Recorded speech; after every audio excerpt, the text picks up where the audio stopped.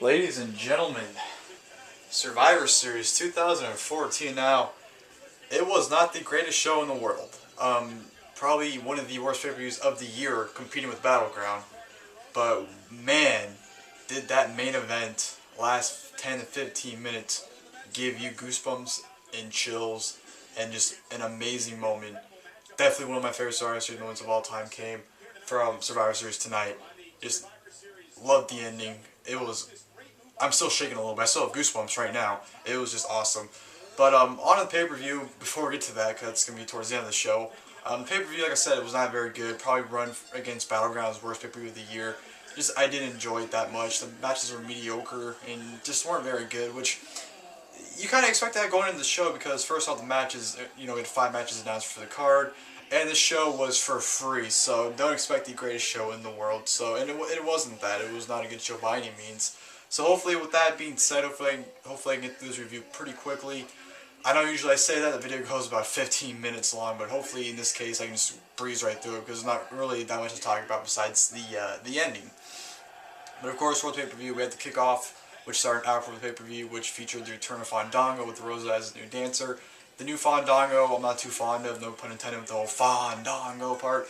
But I don't know, like it's the same gimmick and everything still, but he has new music, which sucks because everyone loved his old theme.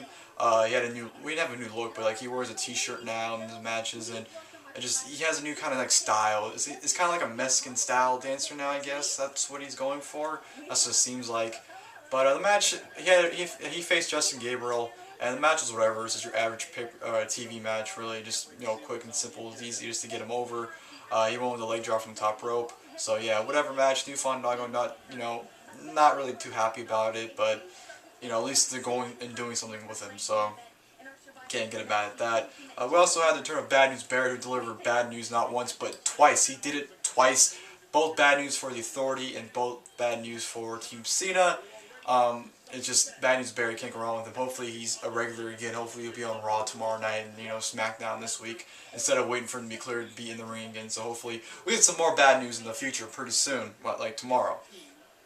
And then also the last thing we had on the kickoff was Cesaro coming out, cutting a promo.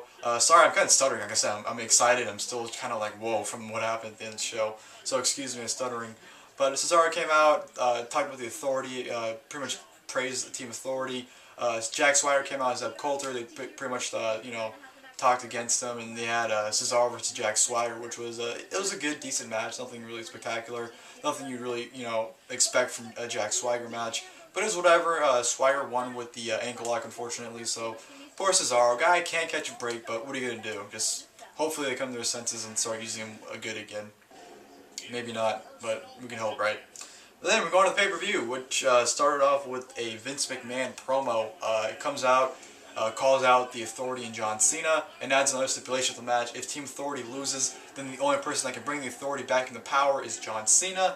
So yeah, they opened the show up with a 15-minute promo. This pay-per-view really did feel like a Monday Night Raw. It honestly did. It had the match quality.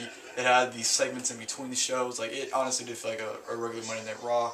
So yeah, the promo wasn't necessary, but I don't really know why it was there, to be honest. To kill time, obviously. What am I thinking? They only had 5 matches announced in the pay-per-view, and they only added 1 extra match onto the card, so they had 6 matches, so they had to kill time somehow, so that promo, I guess, did it. After the promo, it led into the Fatal 4 match for the WWE Tag Team Championship. Golden Stardust versus The Miz and Damien Mizdow versus the Los Matadores versus the Usos, which the match was good. Good opener. I was disappointed by it because I was really expecting a really fun tag team Fatal 4-Way title match. But didn't really get that here. You mainly had Stardust and the Matadors majority of the time, which is disappointing because I don't really care for the team or him and Goldust in general. I don't really care for. So it's kind of disappointing just to see those two go at it. But Mizdow was being highly praised. Mizdow was amazing as always, just mimicking everything Miz was doing. And ending wasn't. The match really started to pick up in the last 5 minutes of it. Everyone just doing flips and doing high-flying stuff and power bombing and hitting splashes. But ending came. Uso hit a flying splash on the Stardust. Miz tagged himself in, threw the Uso out, but as he threw the Uso out, Mizdow tagged himself into a huge pop, pinned Stardust for the 1. Was Stardust or Goldust? Doesn't matter. They're both freaks. 1, 2, 3. The Miz and Damien Mizdow are your new tag team champions. The Miz celebrated like he just won the tag team titles for himself, and Mizdow is kind of like, alright, well, I'll just put my arms up like you are, just pretend like I am. But I also love the thing they were doing. Miz would hold the titles up, everyone would boo, and then he would put his arms down, and then Mizdow would do it, and everyone would cheer. So I hope that becomes a thing now. The eventual turn of those two, when they have a feud against each other, is going to be awesome. I love the Miz and Damien Mizdow. Awesome team. Very excited and happy they won the tag team titles here. They definitely deserve it, so congratulations to both of them. Next, we had a backstage segment with Adam Rose and the Bunny fighting each other with action figures, and Slater Gator comes out and basically makes fun of them, and then Adam Rose challenges them to a tag team after the Bunny, and the crowd boos, so pointless segment there. Then we go on to the traditional Survivor Series elimination match, Natalya, Alicia Fox, Naomi, and Emma versus Paige, Cameron, Summer, and Layla. Horrible match, botches everywhere, just they did not click. I'll just tell you the order of eliminations. Cameron got eliminated by Naomi by, I guess, a roll-up, if I think it was, a roll-up. Layla got eliminated by Alicia Fox by a backbreaker. Summer got eliminated by Emma by, I don't know how, to be completely honest. And then Paige got eliminated last by Naomi by the rear view. So, horrible match. Tyson Kidd was actually hilarious still during Twitter. He was actually posting selfies during the match, so that was pretty entertaining. But, horrible match.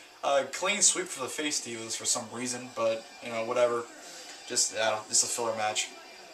After that, we go into Dean Ambrose versus Bray Wyatt, which, you know, people were hating on the match, but I didn't think it was that bad. It was just a straight-up brawl. They were just beating the shit out of each other. They really were. So, I understand people were disappointed in that aspect. They didn't get a real match. They just got a brawl. They're just stiff hits and just, they were really going at it. Like, legit, just beating the hell out of each other. Their clotheslines were vicious. It was a legit, well, not a legit brawl, but they were legit kicking each other's asses.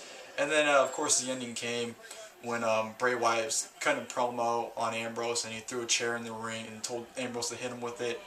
Ambrose hit him with it, caused disqualification, and then buried Wyatt with chairs, ladders, not ladders, he put a ladder out last, but he put him through it, he hit him with chairs, put him through a table, buried him in chairs and tables, and then stood on the ladder, and pretty much, you know, signifying the feud's going to continue in the TLC, so this match wasn't anything special, just a setup for the TLC, so whatever, didn't really enjoy it that much. Next we go on to the Authority backstage segment, pretty much just hyping Team Authority up. Noteworthy thing about the segment was Rusev was wearing flip-flops, so that was a newsworthy thing about that segment. But yeah, nothing special, just hyping up the Survivor Series match. But then we go into Adam Rose and the Bunny versus Slater Gator. Stupid. The Bunny got the victory with a dropkick, I believe, on Heath Slater, so that pretty much tells you that. And the Bunny left with Adam Rose, his Rosebuds, and Adam Rose in the ring pissed off, so yeah, it's a huge waste of time there. After that match, we had Roman Reigns being interviewed, basically saying that he'll be back next month, so yeah. It actually wasn't that bad of an interview this time. His usual interviews are pretty bad, but this one was pretty decent, surprisingly. So, Roman Reigns coming back, you know, and I don't really care, but he's coming back. From there, we're going to the Divas Championship match. AJ Lee versus Nikki Bella. 5 stars. 5 stars. The bell rings. Brie Bella gets on the apron with the title. AJ looks at her. Brie Bella makes out with AJ. Nikki turns around, hits a rack attack, and 1, 2, 3 is the brand new Divas champion. Just like that, just you blinked and the match was over. That's how quick it was. It was a reminiscent, you know what I mean, of WrestleMania 28. So I don't know what they're doing. You know, Brie Bella celebrated with Nikki Bella, so I don't know if they're turning Brie and having her align herself with Nikki again, or if Brie's just happy because she's champion now she can get a title shot. I don't know what the deal is. Don't really care. But yeah, Nikki's a Divas champion. Good for her. And then we have a segment with Team Cena and Team Authority. Or no, we had a segment with Team Cena in the back, basically just hyping each other up for the win or for the match as well. Just, you know, whatever segment there. Then they actually announced at TLC it'll be Dean Ambrose versus Bray Wyatt in a TLC match. So I was actually kind of surprised they announced a pay-per-view match during a pay-per-view. So that was pretty cool. You know, we never get that these days. So the fact that they already announced what could be the main event for the next pay-per-view is actually pretty cool. They did that during a pay-per-view. So That's cool. I didn't expect them to have a TLC match, and I know they pulled everything out, where Ambrose pulled all the tables, the ladders, and the chairs out. But I didn't expect it to be a TLC match. So hopefully it's a good match there. Not really expecting too much out of it, but hopefully they're in an environment where they can, really go at it and put on a good match. So it should be a fun match overall. And then we go into the main event, which was the traditional Survivor Series elimination match. Team Cena versus Team Authority, which the match is very long. The match was the entire last hour. And right at the get-go, Mark Henry got eliminated by Big Show from the KO punch. Right at the get-go. Just right when the match starts. And the match progressed. It was a good match. It was solid, but it progressed pretty slow. I found myself just not really caring for the match at all during it. And I don't know. I just really wasn't really intrigued with the match. And like I said, it didn't really pick up till the end. Ryback was the first to be eliminated from Team Cena, which surprised me by Rollins gave him a curb stomp, followed by Rusev gave him a super kick, which eliminated him. Then we had Rowan get eliminated by Luke Harper then Rusev got eliminated by a count out when him and Ziggler going out on the outside, and he did a splash on the announce table. Ziggler got out of the way, and Rusev got counted out that way, so he got eliminated that way. Rowan got eliminated by Harper by a clothesline. Cena got eliminated next by Seth Rollins after Big Show actually hit him with a KO punch. Rollins pinned him. Big Show turned heel for the 1 millionth time that no one's going to care about, so pointless turn. But Big Show's heel again. Who cares? That's all I can say. So at this point, it's 3-on-1. Ziggler against the Authority. Ziggler had him come back. He pins Kane with the zigzag. Pins Harper with the roll up. So yeah, Harper got eliminated that way, and then it came down to Rollins and Ziggler, and they go at it for quite a while. Ziggler's coming to come back. He's going off against Seth Rollins, and then he hits a zigzag out of nowhere, and of course the referee goes for the count. Triple H pulls the ref out, and then it just controversy happens. Refs are getting knocked out. Triple H is not allowing anything happening. Stephanie's getting knocked down. People are getting knocked down. It's a whole confusion. Triple H has a pedigree on Dolph Ziggler, puts Rollins over Ziggler, and says, hey, bring a ref out here, and it happens. The Icon Sting makes his WWE debut. He comes out, and I'm speechless. I can't believe I'm seeing. Goes in the ring, him and Triple H have a stare down. Triple H swings, he ducks, hits him, Scorpion Death Drop, leaves the ring, and he throws Ziggler on top of Rollins, leaves the ring. The ref comes in the ring, counts a 1, 2, 3, and Dolph Ziggler is your sole survivor for Team Cena, and the Authority is now gone. What a moment that was to not only see Sting debut in WWE finally, but Dolph Ziggler was the sole survivor for Team Cena. Team Cena, and Dolph Ziggler was the one that won the match for them. Two great moments there. Ziggler definitely deserved it. I couldn't be more happy for the guy. He definitely deserved the moment of being the sole survivor and making a name for himself. Definitely probably the biggest victory in his entire career. He wins, the crowd goes crazy. Cena comes out and celebrates with Ziggler, gives him a hug, and the Authority cries to end the show. So, Survivor Series, not a good show, but the ending definitely memorable and definitely a great 2 moments there. So, that'll do it for my Survivor Series review, guys. Leave your thoughts and comments below about the pay-per-view in the description, or not description, in the comments and whatnot. And until next time, I'll see you guys later.